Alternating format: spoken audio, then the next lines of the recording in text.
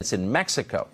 The Mexican Defense Forces, the Mexican Army, now battling the Sinaloa cartel in response to the arrest of the son of El Chapo. And as of tonight, the Mexican Defense Forces appear to be losing. Watch.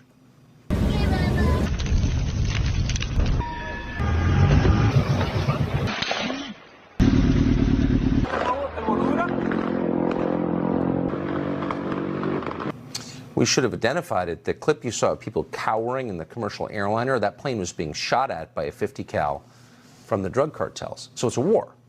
Now, Biden is visiting the border this weekend. He has no plan to deal with any of this, but it will affect us. How could it not?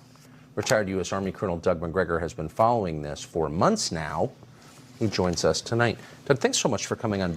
It would seem if a war breaks out in a country with whom you share this enormously long border that there would be coverage of it. There hasn't been. Why? Well, we're lucky to get this glimpse. The media simply doesn't bother to cover it. But we really need to understand what this war is about. In 2020, we arrested the Mexican Minister of Defense, a general named Cienfuegos, in California, on charges associated with drug trafficking, human trafficking, and a whole list of crimes. Ultimately, we turned him over to the president of Mexico, President Obrador, who promptly released him, and we dropped the charges.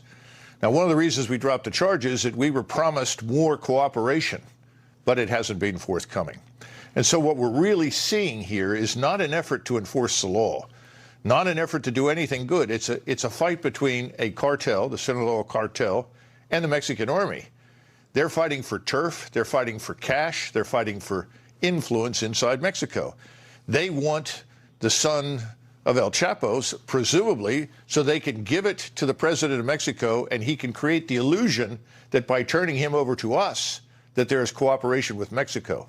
Tucker, there's no cooperation with Mexico.